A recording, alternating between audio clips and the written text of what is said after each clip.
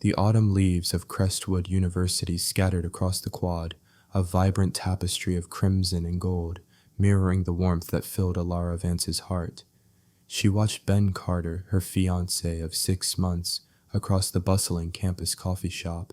His dark hair, perpetually a little too long, fell over his forehead as he laughed, gesturing animatedly at his laptop screen. He was discussing his final year project for the business school, a complex financial model he was convinced would revolutionize something or other. Alara, a journalism major with a knack for investigative reporting, found his boundless ambition both endearing and a little overwhelming. But she loved him. She truly did. Their love story was the kind people wrote songs about. They'd met during freshman orientation, two awkward souls navigating a sea of new faces. Ben, with his easy charm and quick wit, had swept her off her feet. 4 years later, he'd proposed under a canopy of fairy lights in their favorite park, a moment etched into her memory with perfect clarity.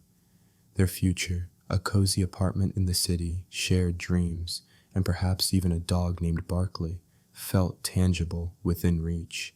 Beside Alara, Chloe Davis scrolled through her phone, a faint smile playing on her lips. Chloe, with her bright, infectious energy and perfectly curated social media presence, was Alara's closest sorority sister and confidant.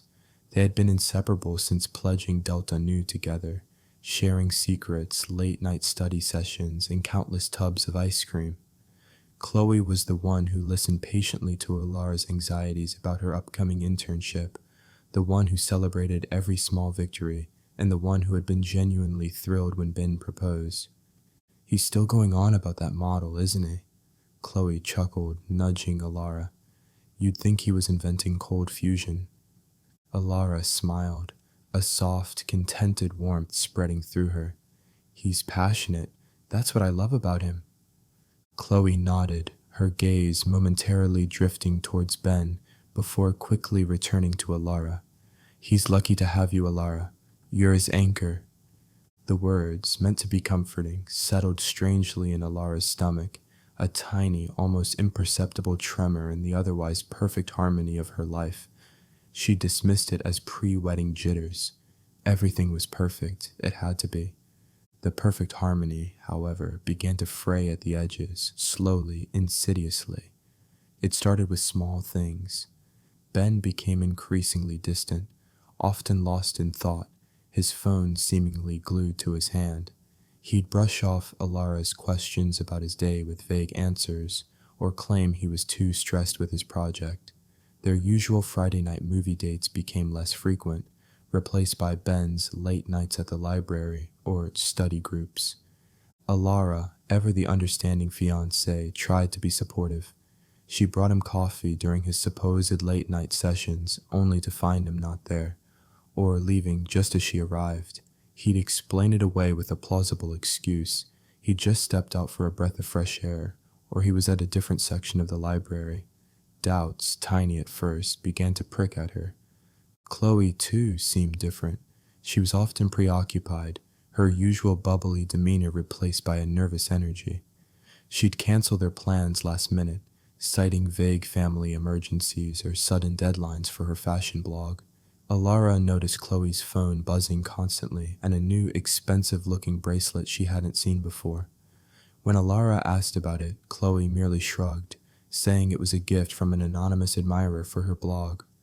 One evening, Alara was walking past the campus gym when she saw Ben's car in the parking lot. He told her he was at a meeting with his project group.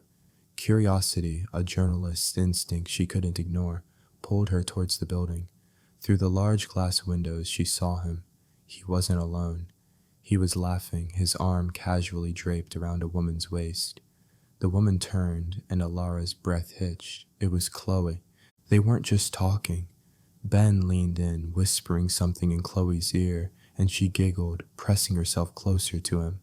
The casual intimacy, the shared secret glances, the way their bodies seemed to naturally gravitate towards each other. It was unmistakable. A cold, nauseating wave washed over Alara. Her stomach churned, and the vibrant autumn leaves outside seemed to mock her with their cheerful colors. She didn't confront them then. She couldn't. The shock was too profound, too paralyzing. She turned and walked away, her steps heavy, the world around her blurring into an indistinct haze. She spent the night staring at the ceiling, replaying every distant glance, every vague excuse, every nervous laugh. The pieces of the puzzle, once scattered and meaningless, now clicked into place with horrifying clarity. The next morning, the air in Alara's apartment felt thick with unspoken accusations. She sat across from Chloe at their usual breakfast spot, the smell of burnt toast doing little to settle her churning stomach. Chloe, oblivious, chattered about a new fashion trend. Alara could barely taste her coffee. "Chloe," Alara began, her voice surprisingly steady, "where were you last night?" Chloe's eyes darted away, a flicker of panic in them. "Oh, just working on a new blog post. Super late." "Really?" Alara's voice hardened. "Because I saw Ben's car at the gym, and then I saw you two together."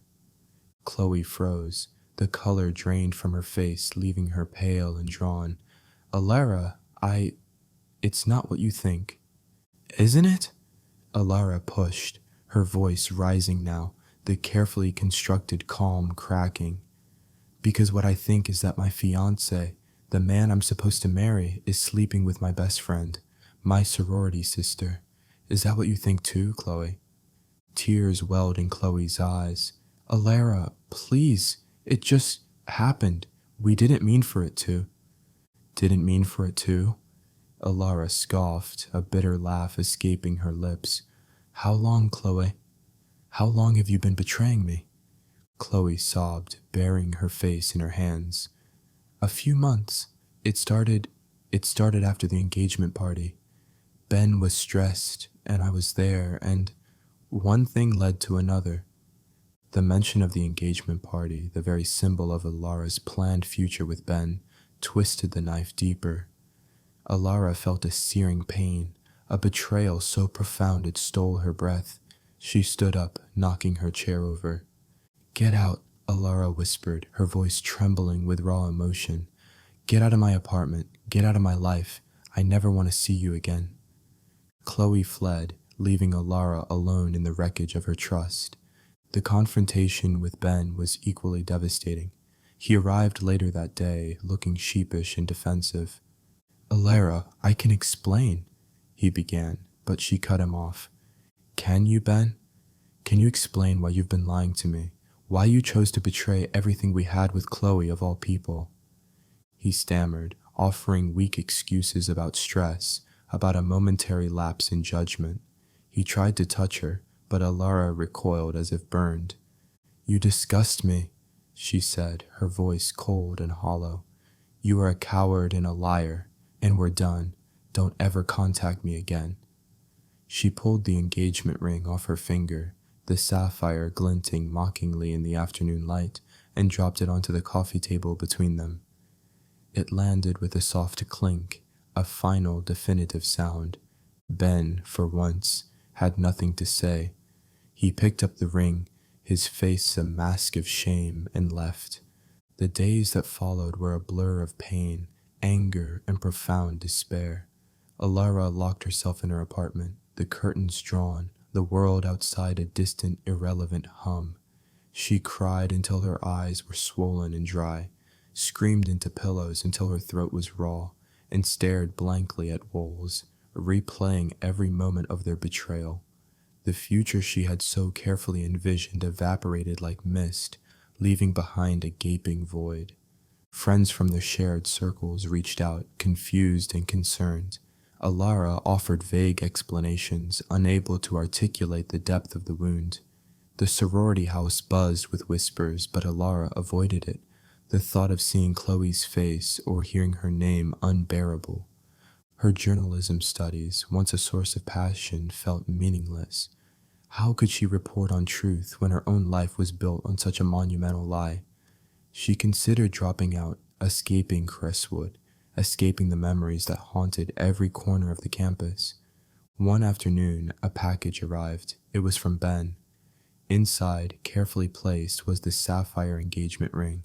A note lay beneath it. Alara, I'm so sorry. I hope you can forgive me someday.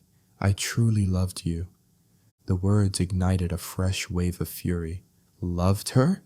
How could he claim to love her when he had so carelessly shattered her trust, her dignity, her entire world? The audacity of his apology, the self-pity in his tone, was a final, unbearable insult. He wasn't sorry for what he did, only for getting caught. And Chloe? She had disappeared from campus, likely fleeing the shame, leaving Alara to pick up the pieces. As Alara stared at the ring, a cold, hard resolve began to crystallize within her. The despair didn't vanish entirely, but it was now overshadowed by a burning desire for justice, not just for herself, but for the principle of it.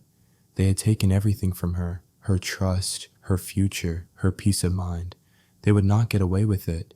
Her journalistic instincts, dulled by grief, began to sharpen. She had always been good at digging, at finding the hidden truths. Now, she would turn that skill on them. This wouldn't be about petty revenge. It would be about exposure, about ensuring they face consequences for their actions, not just for her, but for anyone else they might have hurt or would hurt in the future. She started small. She unfollowed Ben and Chloe on all social media. She deleted their photos, their messages. It was a cleansing, a severing of ties, but it wasn't enough. The anger still simmered, a low, constant hum beneath her skin. Then she remembered something Ben had once said, drunkenly, at a party. My dad always says, in business, it's not about what you know, it's about who you know, and who you can step on to get there. He had laughed then, a careless, privileged laugh. At the time, Alara had dismissed it as bravado. Now it resonated with a sinister truth. She also recalled Chloe's relentless pursuit of social media fame, her carefully constructed online persona. Chloe lived for validation, for likes and followers. That was her vulnerability. Alara knew their weaknesses, Ben with his ambition and his family's reputation, Chloe with her vanity and her dependence on public approval. The game was on. Alara's apartment, once a sanctuary of despair, transformed into a war room. Her journalism skills, honed over years of research and investigation, became her primary weapons. She started by creating a detailed timeline of Ben and Chloe's affair, cross-referencing dates with Ben's late nights and Chloe's sudden cancellations. It was a painful exercise, but each confirmed lie fueled her determination. Her initial focus was on Ben. He was interning at a prestigious investment firm, a position his family connections had undoubtedly secured. His career was his lifeblood, his path to the wealth and status he craved. Alara began researching the firm, its ethical guidelines, its public image. She delved into Ben's past, discreetly contacting former classmates and professors. She uncovered instances of him taking credit for group projects, subtly undermining peers, and even a minor academic integrity violation that had been swept under the rug. Nothing major enough to ruin him on its own, but a pattern of dishonesty was emerging. Next, she turned her attention to Chloe. Chloe's fashion blog, Chic Chloe, was her pride and joy, her ticket to influencer fame. Alara meticulously analyzed Chloe's posts, looking for inconsistencies, signs of plagiarism, or undisclosed sponsorships. She remembered Chloe often boasting about receiving free products in exchange for glowing reviews. Alara knew that ethical guidelines for influencers required disclosure of such arrangements. She also remembered Chloe's tendency to exaggerate her accomplishments and even fabricate stories for clicks. Alara created burner email accounts and anonymous social media profiles. She knew better than to act directly. Her revenge had to be untraceable, a ghost in their machines. She spent hours studying online forums dedicated to exposing corporate misconduct and social media fraud. She learned about digital footprints, metadata, and how to leak information without leaving a trace. Her plan began to take shape. Phase 1. Reputation erosion. Subtle. Plant seeds of doubt about Ben's character within his professional circles and Chloe's authenticity within the influencer community. Phase 2, professional sabotage, targeted. Use the gathered information to directly impact their career prospects and income. Phase 3, public humiliation, decisive. Expose their betrayal in a way that would resonate publicly and irrevocably damage their social standing. Alara worked with a chilling calm, fueled by a cold, steady anger. She wasn't just reacting, she was strategizing, anticipating their moves, building a case brick by painful brick. This wasn't about getting even, it was about ensuring they understood the true cost of their deceit. Alara started with Ben. She crafted anonymous emails, carefully worded and seemingly innocuous, to a few of his senior colleagues at the investment firm. These emails didn't accuse him directly, but subtly questioned his integrity.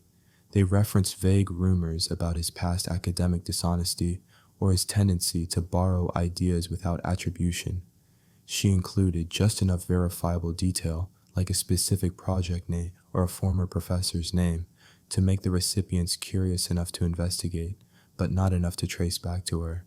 She also made sure to send them from public Wi-Fi networks, using VPNs and encrypted messaging services. For Chloe, Alara focused on her blog. She created an anonymous account on a popular fashion forum where Chloe was active. She started posting questions, not accusations, about the ethics of influencer marketing. Has anyone else noticed how some influencers don't disclose sponsored content? Or is it just me? Or do some blog stories feel a little too perfect? She then subtly linked to a few of Chloe's posts, letting others draw their own conclusions. The seeds of doubt were sown. This phase required more precision. Alara knew Ben was vying for a highly competitive full-time position at the investment firm after his internship. She found an internal memo about the hiring process, which detailed the importance of unblemished character and team collaboration. Armed with this, she compiled a dossier of the minor academic integrity incidents, the instances of him taking credit for others' work, and anonymous testimonials from disgruntled former group members. She formatted it professionally, making it look like an internal report, and sent it to the firm's HR department from another untraceable email, labeling it "concerned colleague." The timing was crucial, just before final interviews. The impact was immediate. Ben's interviews became noticeably tougher, focusing heavily on his collaboration skills and ethical decision-making. He was passed over for the position, a crushing blow to his carefully planned future. He attributed it to bad luck, but Alara knew better. For Chloe, Alara escalated her online campaign. She found concrete evidence of Chloe using stock photos and claiming them as her own original content, a major no-no in the influencer world. She also discovered an instance where Chloe had received a large payment for a product review, but had failed to disclose it, a clear violation of FTC guidelines. Alara compiled this evidence, adding screenshots and links, and sent it anonymously to the brands Chloe was working with, and to a prominent online magazine that often ran exposés on influencer fraud. Within weeks, Chloe's sponsored deals began to dry up. Brands pulled out, citing unforeseen circumstances or alignment issues. Her follower count, once her pride, began to stagnate, then slowly decline, as her audience sensed the shift in her content and the whispers of inauthenticity grew louder. This was the final, most painful blow. Alara knew she needed to expose their betrayal to their shared social circle and beyond. She found a private university gossip forum, popular among students, where anonymous posts were common. She didn't want to just post a simple "Ben cheated with Chloe." She wanted to make it impactful, undeniable. She compiled a short, concise narrative of their affair, focusing on the timeline, the lies, and the emotional devastation it caused. She included screenshots of their casual, intimate exchanges on social media, which she had saved before deleting them, and even a photo she had secretly taken of them together at the gym from that fateful night. She made sure to blur their faces slightly to maintain plausible deniability if questioned, but clear enough for anyone who knew them to recognize them instantly. The post was titled, "The Perfect Couple, The Perfect Betrayal, How Crestwood's Golden Boy and His Sorority Sister Destroyed a Life." She timed its release for the night of the university's annual spring gala, a major social event where most of their friends and acquaintances would be present and inevitably checking their phones. The forum exploded. Comments poured in, a mix of shock, outrage, and disbelief. Screenshots of the post spread like wildfire across other social media platforms. The story became campus legend overnight. The fallout was swift and brutal. Ben, already reeling from the job rejection, found himself ostracized. His remaining friends, horrified by the public exposure of his deceit, distanced themselves. His family, fiercely protective of their reputation, were furious. The scandal, amplified by the online frenzy, threatened to tarnish their carefully cultivated image. His father, a man who valued appearances above all else, was particularly enraged. Ben became a pariah, his charm and ambition now seen as manipulative and deceitful. He tried to deny it, to claim it was all a misunderstanding, but the evidence was too compelling, the whispers too loud. He transferred to another university, effectively fleeing the shame. Chloe's world imploded even more dramatically. Her blog, once her platform, became a target of ridicule. Her comment sections filled with accusations of fraud and hypocrisy. Her carefully constructed image of authenticity shattered. Brands dropped her. Her follower count plummeted, and her dreams of influencer stardom vanished. Her sorority, mortified by the scandal, initiated disciplinary action, eventually leading to her expulsion from Delta Nu. Her social circle, once vast, dwindled to nothing. She, too, left Crestwood, her once bright future extinguished. Alara watched it all unfold from a distance, a detached observer. She saw the social media posts, the hushed conversations, the public shaming. She felt a flicker of satisfaction, a cold sense of justice served. But it wasn't the triumphant feeling she had imagined. The pain of the betrayal still lingered, a dull ache beneath the surface. Weeks turned into months. The buzz around the scandal eventually died down, replaced by new campus gossip. Alara, however, was changed. The experience had forged her, hardened her, but also clarified her purpose. She had faced her deepest pain and emerged stronger. She had learned the bitter truth about trust and betrayal, but also the immense power of resilience and self-reliance. Her meticulous planning and execution of the revenge had revealed a strength and strategic mind she hadn't known she possessed. She poured herself back into her journalism studies, but with a renewed focus. She became passionate about exposing injustice, about giving a voice to the wronged. She interned at a local investigative news outlet, her keen eye for detail and her relentless pursuit of truth serving her well. One sunny afternoon, nearly a year after the betrayal, Alara found herself walking across the Crestwood Quad. The autumn leaves were once again a vibrant tapestry, but this time, their beauty didn't mock her. She saw a group of Delta Nu sisters laughing, and for the first time in a long time, she felt no bitterness, no pain. She had rebuilt her life, brick by painful brick, just as she had dismantled theirs.